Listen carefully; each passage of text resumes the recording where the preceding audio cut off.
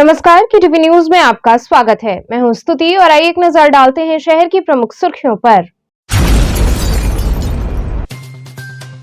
वाराणसी पहुंचे पूर्व केंद्रीय मंत्री व उत्तराखंड के पूर्व मुख्यमंत्री ने बाबा काशी विश्वनाथ दरबार में लगाई हाजिरी, वहीं भाजपा पर साधा निशाना।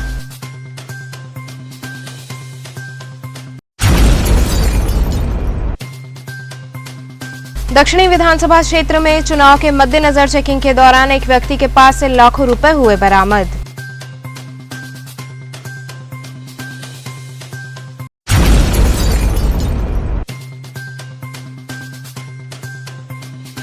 जीआरपी टीम द्वारा सिटी स्टेशन पर एक अभियुक्त को चोरी के मोबाइल से किया गया गिरफ्तार।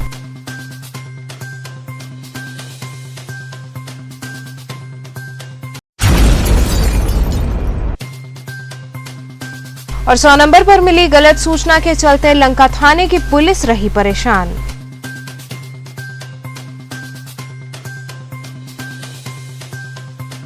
और अब खबरें विस्तार से। पूर्व केंद्रीय मंत्री व उत्तराखंड के पूर्व मुख्यमंत्री ने बाबा काशी विश्वनाथ के दरबार में हाजिरी लगाई। साथ ही पत्रकारों से बातचीत के दौरान उन्होंने भाजपा पर निशाना साधा। पूर्व केंद्रीय मंत्री और उत्तराखंड के पूर्व मुख्यमंत्री हरीश रावत बनारस पहुंचे। इस दौरान उन्होंने श्री काशी विश्वनाथ दरबार में दर्शन किया। बाबा विश्वनाथ के दर्शन के बाद पूर्व सीएम दुर्गाकुंड मंदिर पहुंचे और माता का दर्शन पूजन किया। काशी आए और विश्वनाथ जी के शरण में न जाएं, ये कैसे हो सकता है। तो मैं माँ गंगोत्री और यमुनोत्री दोनों का स्मरण करके, क्योंकि उनके जल से ही बाबा विश्वनाथ का अभिषेक होता है, मैंने उन दोनों का स्मरण करके बाबा को प्रणाम किया है और उनका अभिषेक किया है और मानव मात्र के कल्याण के लिए और अपनी पार्टी की श्रीवृद्धि के लिए कामना की है। कांग्रेस पार्टी क्या लगता है उत्तराखंड में सरकार बना पाएगी, क्योंकि बहुत ही उत्तराखंड में भगवान विश्वनाथ की कृपा से और हमारे बद्रीनाथ केदारनाथ की कृपा से हम उत्तराखंड में सरकार बनाने जा रहे हैं और बहुत अच्छा बहुमत हमको मिल रहा है। जनता ने परिवर्तन के लिए वोट दिया है। जनता ने इस समय स्वयं परिवर्तन का नेतृत्व किया है और उसका लाभ कांग्रेस को मिल रहा है। कांग्रेस उत्तराखंड में सरकार बना रही है और मुझे उम्मीद है कि उत्तर प्रदेश में भी हम स्थितियों को बदलने में और कांग्रेस को पुनः मुख्य धारा में लाने के में सफल होंगे। जिस तरीके से पिछले 2 साल में हमारे उत्तर प्रदेश के कांग्रेस के लोगों ने संघर्ष किया है, भगवान विश्वनाथ उनकी जरूर सुनेंगे और वो मुख्य धारा की एक बड़ी पार्टी के रूप में, एक बड़ी शक्ति के रूप में उत्तर प्रदेश के राजनीतिक स्थायित्व के लिए और उत्तर प्रदेश की गरिमा को जो कहीं खो गई है उसको पुनर्स्थापित करने के लिए, विकास को फिर से रास्ते पर लाने के में सफल होगी। हमको उतनी शक्ति, उतनी ताकत भगवान देंगे। कर्नाटक में 10 मार्च के बाद आपने कहा है कि योगी आदित्यनाथ के लिए कुटिया बनाएंगे उत्तराखंड में। देखिए, हमारा उनके साथ बड़ा प्यार है और बड़ा आदर भाव भी है। हमारे, आप जानते हैं, वहाँ की धरती के बेटे हैं और आध्यात्म के लिए उन्होंने अपने आप को समर्पित किया है। लेकिन उत्तर प्रदेश में आकर के भाजपा के राजनीतिक प्रपंच में कहीं उनका आध्यात्म खो गया है लगता है। तो मैंने उनको स्मरण कराया है कि यहाँ से यदि जब पराजय मिलेगी, आप जो है फिर आइए और आध्यात्म की धरती उत्तराखंड के अंदर आप वहाँ कुटिया बनाइए, वहाँ से साधना करिए और बाबा गोरखनाथ जी की वहाँ अखंड धुनी है और उस धुनी में तपस्या करके मानव मात्र के कल्याण के लिए कामना करिए। तो एक उनका भाई और उनका एक शुभचिंतक होने के नाते और उन गुरु गोरखनाथ की परंपरा का एक साधक होने के नाते मैं इससे और बेहतर कामना क्या कर सकता हूँ। वहीं मैदागन स्थित कांग्रेस कार्यालय में आयोजित पत्रकार वार्ता के दौरान पूर्व मुख्यमंत्री हरीश रावत ने बीजेपी पर हमला किया। मीडिया की हुई बातचीत में जब सेना के जवानों को लेकर किए गए ट्वीट में ईवीएम को लेकर चर्चा हुई तो उन्होंने कहा कि चुनाव प्रक्रिया पारदर्शी होनी चाहिए और बिना किसी प्रभाव के होनी चाहिए। इसमें ही संवैधानिक लोकतंत्र की सुरक्षा है। भाजपा क्यों उस वीडियो को लेकर बौखला गई है। उन्होंने सेना की बात पर बीजेपी का घेराव किया। उन्होंने कहा कि इसे भारतीय सेना कहा जाता है, ये भाजपा की आर्मी नहीं है, ये इंडियन आर्मी है। आज दूसरे लोग उनमें से खुद फिट कर रहे हैं, मगर नकल तो नकली होती है, असल होती है। कांग्रेस पहली पार्टी थी जिसने किसानों के लिए स्पष्ट एजेंडा रखा कि सत्ता में आएंगे 2500 रुपया गेहूं और धान की खरीद में,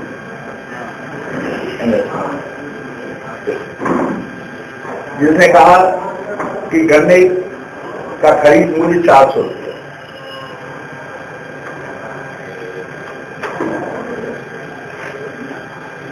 जिस पार्टी ने कहा कि हम 5 साल में 20 लाख रोजगार, आज उत्तर प्रदेश में,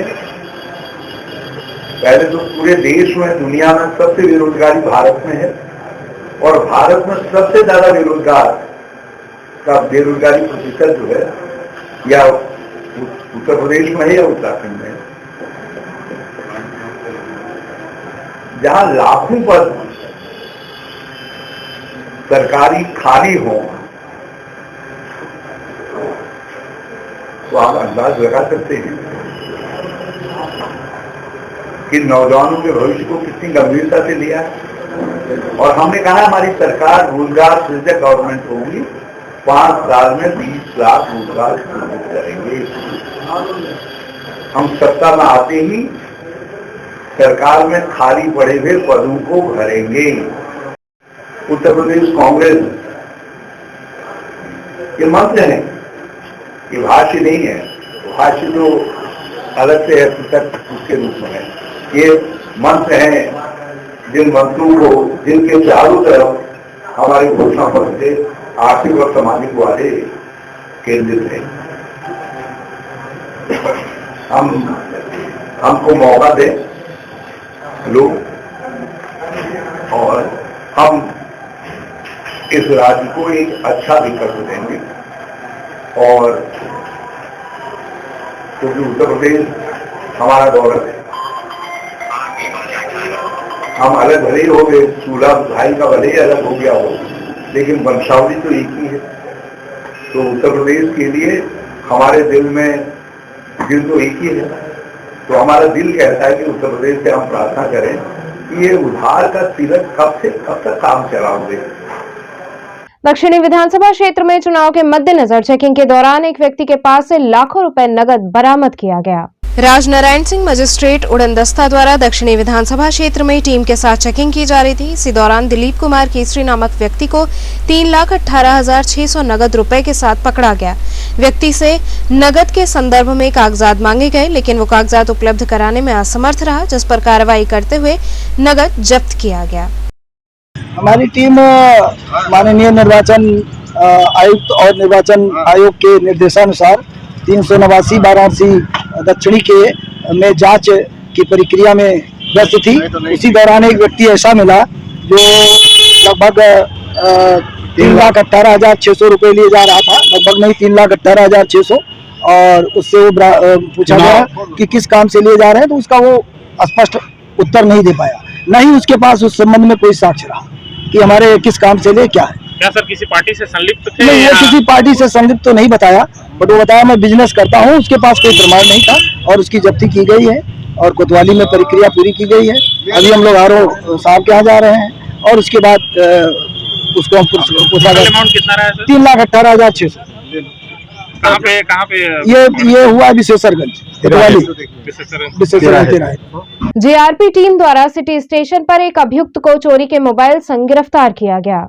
अधीक्षक रेलवे अनुभाग गोरखपुर द्वारा अपराध एवं अपराधियों के विरुद्ध चलाए जा रहे अभियान के क्रम में चौकी जेआरपी वाराणसी सिटी की टीम द्वारा रेलवे स्टेशन वाराणसी सिटी के प्लेटफॉर्म नंबर 1 पर एक संदिग्ध व्यक्ति को गिरफ्तार किया गया, जिसके पास से चोरी का एक अदद एंड्रॉइड मोबाइल और 1450 रुपए नकद बरामद किया गया है। लगभग 2 महीने पहले एक महिला जो यात्रा कर रही थी, उनके सोते समय इनका पर्स लेकर के चला गया और बाद में जो है उन्होंने मुकदमा दिखाया जा करके और वो ट्रांसफर होकर के हमारे यहाँ आया कि घटना जो है कैंट स्टेशन से 20 मिनट पहले की है। कैंट गाड़ी पहुंची उसके 20 मिनट पहले की। उसके आधार पर फिर इसका तलाश किया गया, मुखबिर लगाया गया। मुखबिर बताया कि जो है अब एक जो ट्रेन में बराबर चोरी करता है और मोबाइल लिए बेचने की तलाश में है और जो है अगर जल्दी किया जाए पकड़ा जा सकता है। इसी सूचना पर हम लोगों ने इनको पकड़ा। इसके पास से मोबाइल बरामद हुआ चोरी का, जो मुकदमा अपराध संख्या 3/22 थाना मऊ GRP में पंजीकृत था। वादी के CDR से मिलान किया गया तो इसका माई नंबर मिला और उसी के आधार पर इसकी गिरफ्तारी की गई। क्या करता है ये पहले भी बाराबंकी में पकड़ा गया है मोबाइल चोरी में और सब। इसके ऊपर 4-5 अपराध पहले भी हैं और वहाँ के मुकदमे भी टेस्ट किया गया, पता चला कि हाँ पहले ये जेल जा चुका है, 11 महीने छूटा था, फिर इधर ये काम किया है तो इसमें मुखबिर की सूचना पर गिरफ्तारी की। 100 नंबर पर मिली गलत सूचना के चलते लंका थाने की पुलिस परेशान रही। लंका थाना अंतर्गत 100 नंबर पर आई गलत सूचना के कारण पुलिस परेशान रही। एक अननोन नंबर से 100 नंबर पर सूचना दी गई कि हमारे घर में चोरी हो गई है, जिस पर पुलिस सक्रियता दिखाते हुए कृष्णा नगर पहुंची और उस नंबर पर फोन करने लगी, परंतु नंबर बंद बताने लगा। पुनः उसी नंबर से 1.5 घंटे बाद फोन आया कि गोली मारकर हत्या हुई है। सूचना के बाद पुलिस तत्काल सक्रिय हुई और कृष्णा नगर पहुंच गई। मौके पर ACP भेलूपुर भी पहुंचे, परंतु वो नंबर पुनः बंद बताने लगा। हत्या की सूचना के बाद पुलिस कृष्णा नगर में खाक छानती रही, परंतु कोई भी ऐसी सूचना नहीं मिली। फिलहाल पुलिस मामले की छानबीन में जुटी हुई है। जिला जेल के एक बंदी की मौत के बाद अन्य बंदियों ने लापरवाही का आरोप लगाते हुए जमकर हंगामा किया। जिला जेल के एक बंदी के हार्ट अटैक आने की वजह से हुई मौत के बाद गुस्साए जिला जेल के बंदियों ने शुक्रवार को उपद्रव कर दिया। सूचना मिलते ही कमिश्नरेट के 10 थानों की फोर्स को बुला लिया गया। जिला जेल में अंदर गए अधिकारियों ने किसी तरह मामले को समझा बुझा कर शांत करवाया। बंदियों का आरोप था कि जेल प्रशासन की अनदेखी और लापरवाही की वजह से मौत हुई है। दोषी कर्मचारियों पर कार्रवाई हो। फिलहाल सभी बंदियों को समझाकर उन्हें बैरक में कर दिया गया है। पुलिस जेल के CCTV फुटेज खंगालकर उपद्रव के लिए उकसाने वालों को चिन्हित कर रही है। मिली जानकारी के मुताबिक प्रशासन के अनुसार बंदी राजेश जायसवाल को दिल का दौरा पड़ा था। जेल अस्पताल के चिकित्सकों की सलाह पर बंदी राजेश को उपचार के लिए मंडलीय अस्पताल कबीरचौरा ले जाया जा रहा था, लेकिन रास्ते में ही उसकी मौत हो गई। ये सूचना पाकर जिला जेल के बंदी भड़क गए और हंगामा करते हुए जेल अस्पताल सहित अन्य जगहों में तोड़फोड़ शुरू कर दी। जेल पुलिस ने स्थिति नियंत्रित करने की कोशिश की, लेकिन सफलता नहीं मिली तो कमिश्नरेट की पुलिस को सूचना दी गई। कमिश्नरेट की पुलिस और जेल प्रशासन के अनुसार स्थिति अब पूरी तरह से नियंत्रण में है और माहौल बिगाड़ने वाले बंदियों के खिलाफ मुकदमा दर्ज किया जाएगा। वहीं बंदी के परिजनों को घटना की जानकारी देकर चिकित्सकों के पैनल से वीडियो कैमरे के सामने शव का पोस्टमार्टम कराया जाएगा। रिश्ते में मेरे मौसा जी थे। 6 महीना पहले कुछ कारणवश मतलब कि आज से लमसम 4 साल पहले इनका जो बिजनेस था टूर एंड ट्रेवल्स का था, तो ये लोन पे पूरा अपनी जो गाड़ियाँ थी बड़ी बड़ी उसको वो चलवाते थे। किसी कारण ये GST और किसी कारणवश इनका बिजनेस हो गया बंद। फिर नोटबंदी आ गई। नोटबंदी के बाद जो ये अभी रिसेंट में इनकी सब पूरा बिजनेस बंद होने के बाद ये बहुत लमसम 2 साल घर पे बैठे हुए थे। फिर ये जॉब कर रहे थे, मात्र 9,000 की जॉब कर रहे थे। अच्छा खासा इनका बिजनेस चल रहा था, मगर अब इस टाइम में वो 9,000 की जॉब कर रहे थे। कुछ दिन पहले उनके घर पे लेटर जा रहा था। लेटर जाने के बाद वो मतलब कि उस पर प्रोसेस नहीं कर पा रहे थे क्योंकि असमर्थ थे। भाई क्या कर सकता है आदमी, जब किसी के हाथ में वो चीज़ नहीं है तो वो असमर्थ ही रह जाएगा ना। तो फाइनली ये हुआ कि लेटर जा रहा था, तो ये यहाँ पे काम पहले जॉब करते थे। इसी जगह बियर की शॉप थी, उसमें वो जॉब करते थे। यहाँ से चेतगंज थाने से कोई यादव जी थे, वो आए, उनको डायरेक्ट यहाँ से उठा के ले गए। मतलब कि दुकान से निकलवाए, डायरेक्ट उठा के ले गए बिना कुछ कहे, बिना कुछ बताए, और जाके थाने पे लमसम 24 घंटा बैठाए। उसी के बाद से जो कार्रवाई चल रही है, सिर्फ मात्र समझ लीजिए कि 15 लाख का लोन था, 8 लाख रुपए उसमें से चुक चुका था। जो भी बचा था रेस्ट अमाउंट, वो भी अगर चाहते तो कहीं ना कहीं अगर हमारी सरकार चाहती तो कर देती उसको फ्री, बट नहीं कुछ हुआ। उस पर कार्रवाई पे कार्रवाई। आज 6 महीने से वो अंदर बंद थे। एक घर में इकलौते कमाने वाले थे, एक लड़का एक लड़की है, छोटे छोटे हैं दोनों हैं। अब उनके ऊपर प्रेशर पड़ गया। हम लोग तो फैमिली मेम्बर कहीं ना कहीं सपोर्ट कर रहे थे, मगर ये कहा जाए कि एकदम मेंटली प्रेशर हो चुके थे। कितने दिनों से ये बंद थे? 6 महीने आज धीरे धीरे होने वाले। कब दी गई आप लोगों को? किस चीज़ की? ये मौत मौत की सूचना हम लोग कंफर्म नहीं थे, मौत की सूचना हम लोग को अभी पता चली है, अभी थोड़ी देर पहले पता चली है। किस मामले को बता रहे हैं, किस तरह से मौत हुई है, जिला प्रशासन क्या बता रहे हैं? कह रहे हैं कि तबीयत खराब थी कल, अभी परसों हम लोग से बात हुई तो कुछ नहीं हुआ था, कल ही शाम को ही शायद बात हुई थी तो कुछ नहीं हुआ था। एक बैग पता नहीं क्या हुआ है, कुछ इसका कुछ पड़ताल नहीं होगा। रहने वाले कहाँ के हैं ये? रहने वाले छोटी गबी।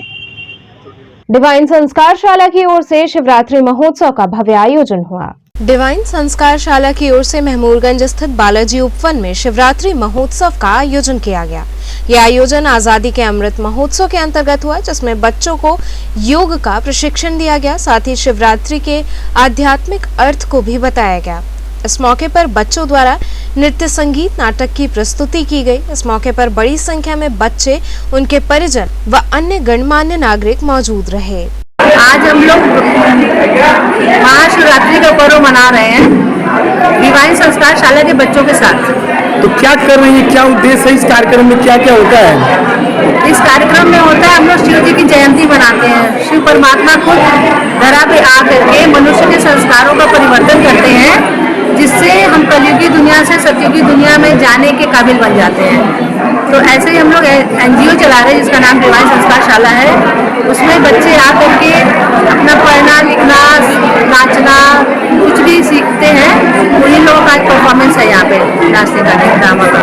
तो कितने बच्चों ने आज यहाँ भाग लिया है? आज तो 50 बच्चों ने करीब भाग लिया है। वैसे हम लोग 5 बस्तियों के बच्चों को कुछ सिखाते पढ़ाते हैं। यहाँ रुकेंगे एक छोटे से ब्रेक के लिए, आप बने रहिए KTV के साथ।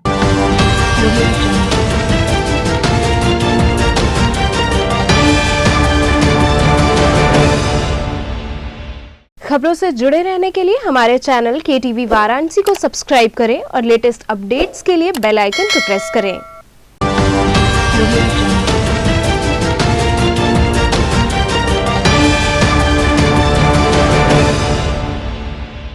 ब्रेक के बाद आपका स्वागत है।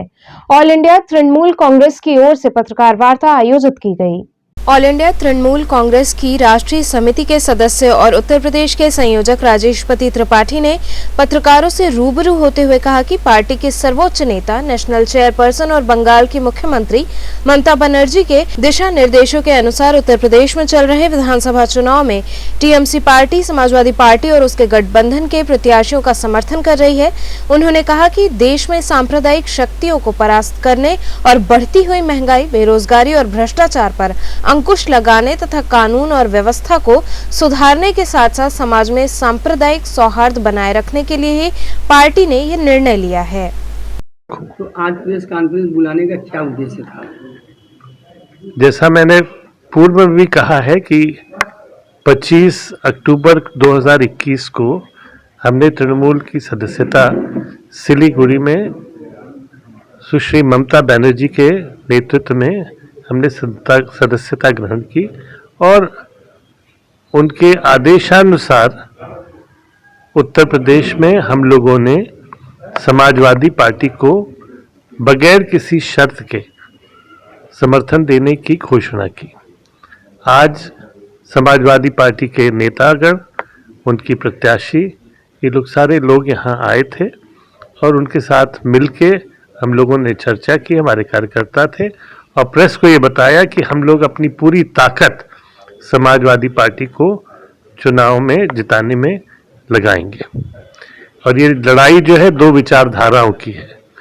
एक तरफ वो ऐसी विचारधारा जिसने देश की सारी संपत्ति को धीरे धीरे करके पूंजीपतियों के हवाले कर दिया। कुछ चुने हुए पूंजीपति इस वक्त विश्व के सबसे बड़े पूंजीपति बन गए और देश गरीबी की ओर जा रहा है। तो उस विचारधारा का विरोध करने वाले जितने लोग हैं वो इस बार एक होकर सब भारतीय जनता पार्टी को हराने में समाजवादी पार्टी की मदद कर रहे हैं। देश में बेरोजगारी है, महंगाई है, देश इस वक्त बड़े संकट की स्थिति से गुजर रहा है।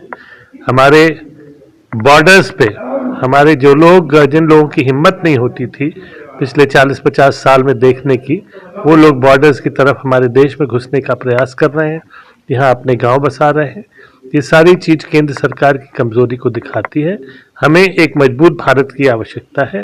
उसके लिए हम सब एक होकर भारतीय जनता पार्टी और इसकी सरकार को हटाने में लगे। कैंट विधानसभा क्षेत्र में कांग्रेस द्वारा जनसंपर्क अभियान चलाया गया।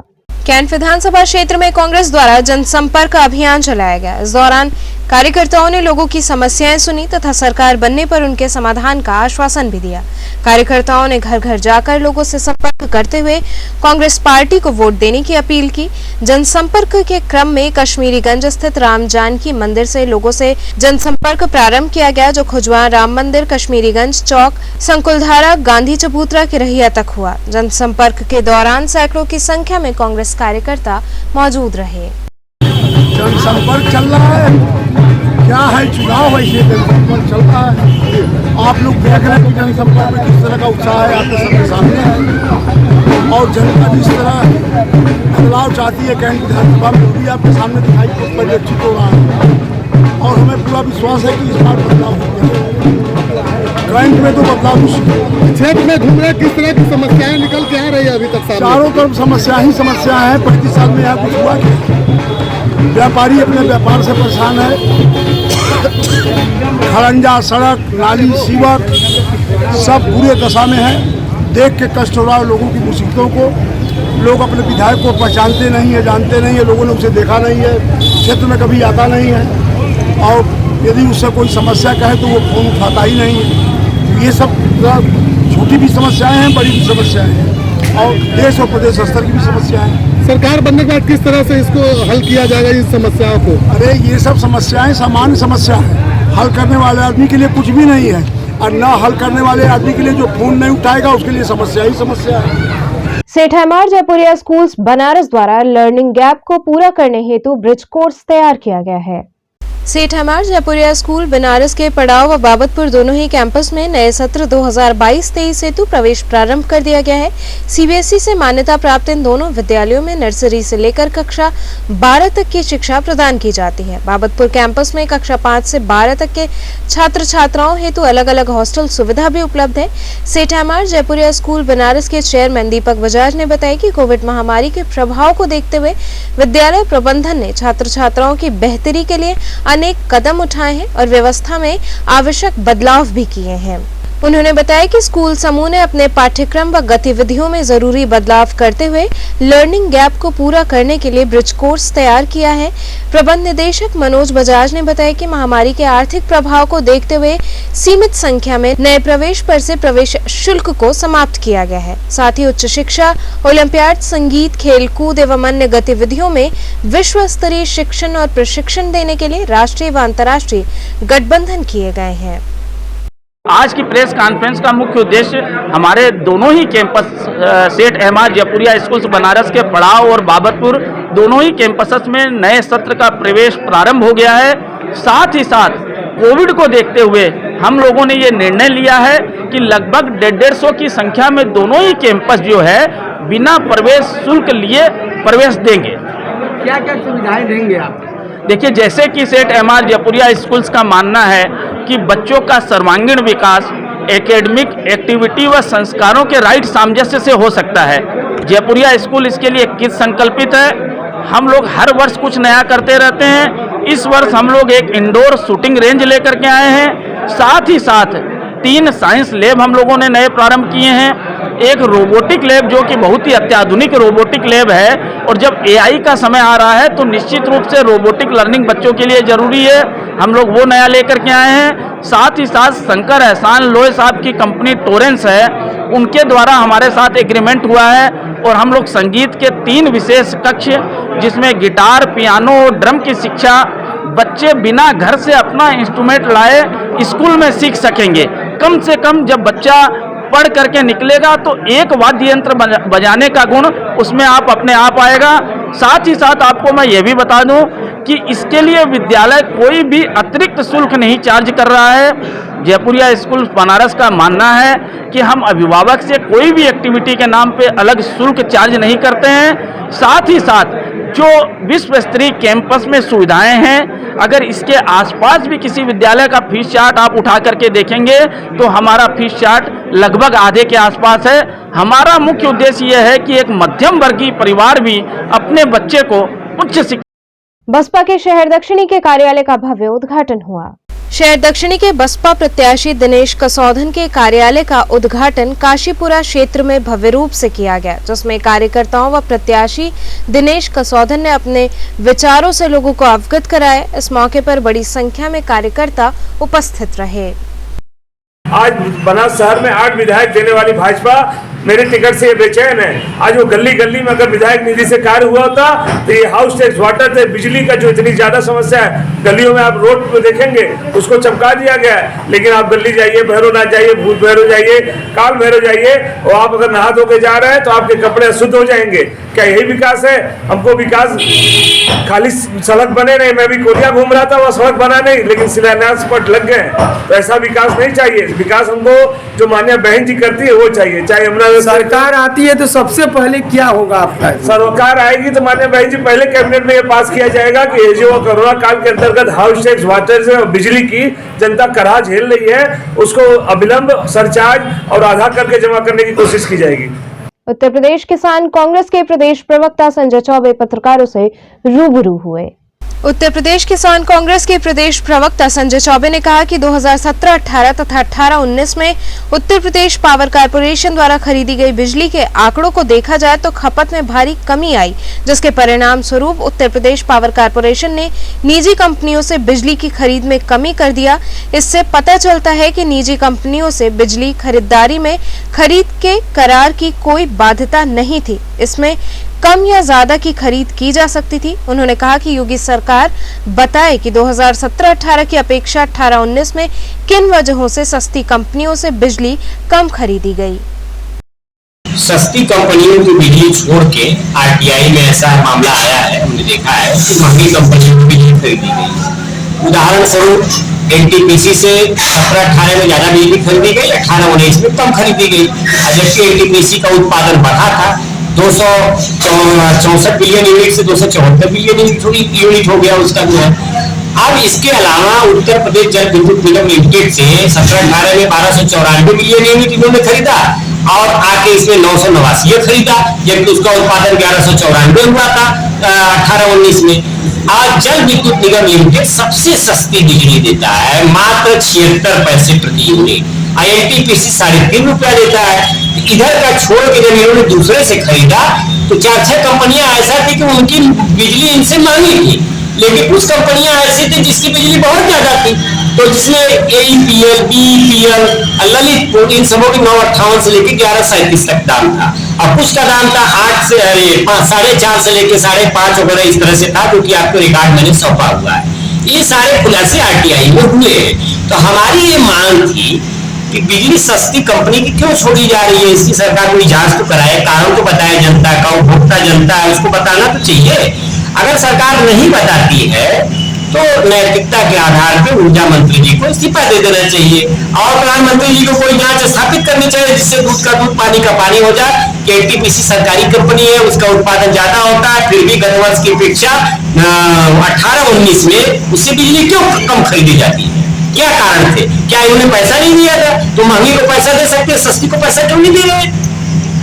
इससे आपकी मांग क्या है सरकार से? सरकार से मांग है कि सस्ती कंपनी जो सरकारी है उसको बढ़ावा दिया जाए, उससे बिजली खरीदा जाए। ये जो घटना हुआ है इसकी जांच कराई जाए। तो चलते चलते पुनः एक नजर डालते हैं शहर की प्रमुख सुर्खियों पर। वाराणसी पहुंचे पूर्व केंद्रीय मंत्री व उत्तराखंड के पूर्व मुख्यमंत्री ने बाबा काशी विश्वनाथ दरबार में लगाई हाजिरी, वहीं भाजपा पर साधा निशाना।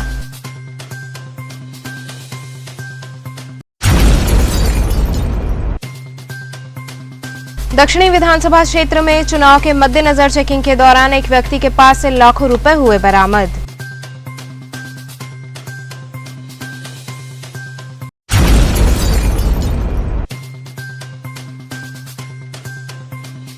जीआरपी टीम द्वारा सिटी स्टेशन पर एक अभियुक्त को चोरी के मोबाइल संग किया गया गिरफ्तार।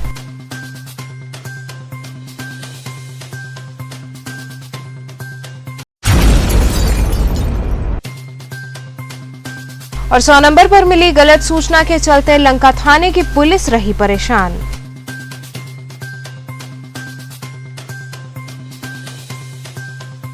तो थे आज के समाचार, कल फिर होगी मुलाकात, तब तक के लिए नमस्कार।